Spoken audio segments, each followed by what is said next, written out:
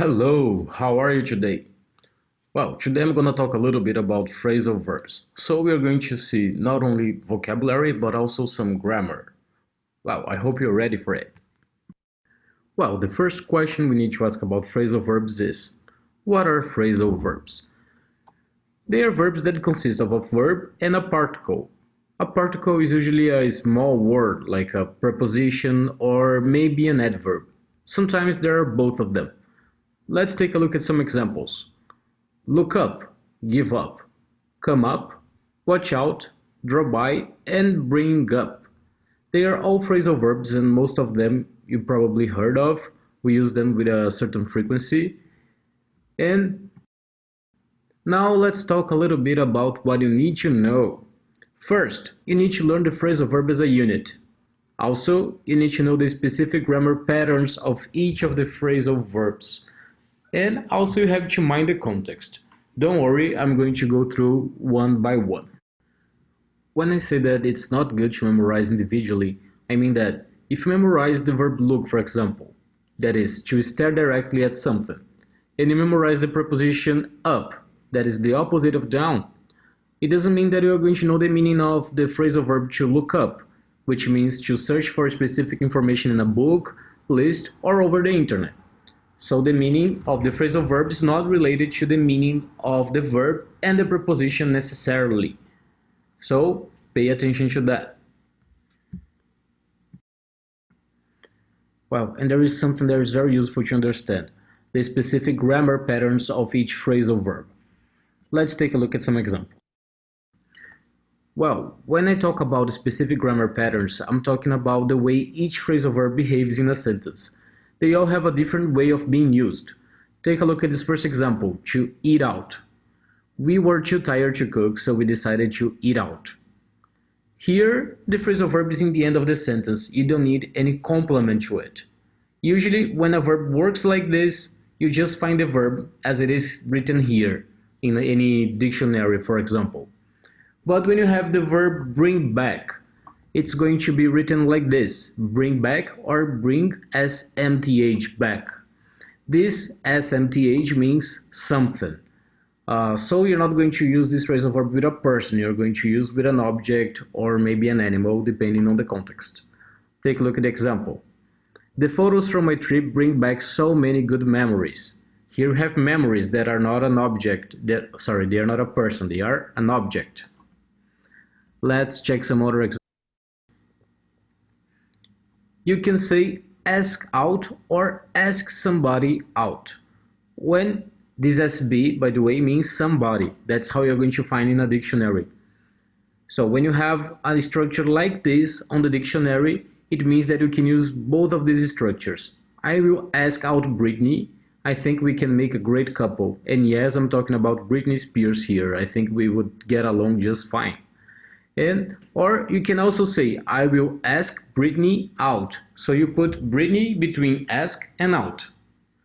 Another example is to look after something or someone, somebody. So STH for something, so you can use with an object, and SB, somebody, means that you can also use it with a person. Like in this example here, I will look after your cat or children while you travel. While you are gone. Okay, I hope it's all clear. And the next thing you need to know is to mind the context.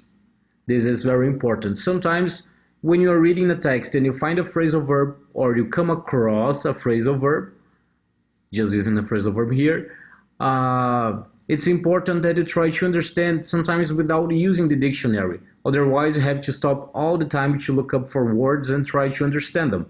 So if you just go for the context, you might be able to understand them. And that's what we are going to do here with this activity. The first thing you have to do here is to read the sentences. So let's do it.